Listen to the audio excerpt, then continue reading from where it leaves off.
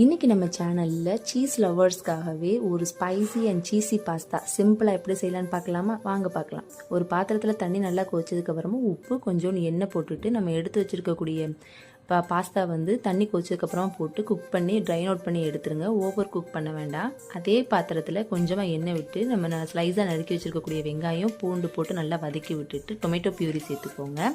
ஒரு 2-3 ஸ்பூன் அளவுக்கு tomato chilli sauce சேர்த்து நல்லா வந்து வதக்கி விட்டுருங்க. வதக்கி விட்டதுக்கப்புறமா ஒரு 2 ஸ்பூன் அளவுக்கு காஷ்மீரி சில்லி தூள், 2 ஸ்பூன் அளவுக்கு பாஸ்தா மசாலா சேர்த்து நல்லா வந்து எண்ணெய் பிரிஞ்சு வர அளவுக்கு நல்லா அந்த பச்சை வாழை தக்காளியுடைய பச்சை வாழை போகிற அளவுக்கு நல்லா வந்து வதக்கி விட்டுருங்க.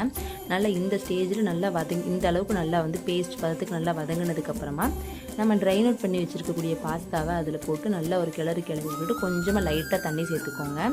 உங்களுக்கு தேவைன்னா நீங்கள் வந்து ஏதாவது வந்து ஸ்வீட் கார்னோ இல்லை ஏதாவது ஒரு வெஜ்ஜீஸோ சேர்த்துக்கலாம், ரொம்பவும் டேஸ்ட்டாக இருக்கும்.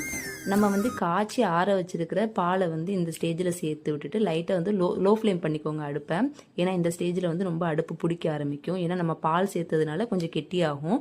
ஸோ மூடி போட்டு விட்டுட்டு மூடினதுக்கப்புறமா பாஸ்தா கொஞ்சம் வெந்து வந்துடும் இல்லையா, இந்த ஸ்டேஜில் ஒரு 2 ஸ்லைசஸ் வந்து சீஸ் போட்டுக்கோங்க. உங்களுக்கு எவ்வளோ சீஸ் தேவையோ நீங்கள் அவ்வளோ போட்டுக்கலாம். போட்டுவிட்டு கொஞ்சோண்டு கசூரி மேத்தி மட்டும் போட்டு மூடி விட்டுருங்க. ஒரு 2 செகண்ட் மட்டும் மூடி விட்டுருங்க.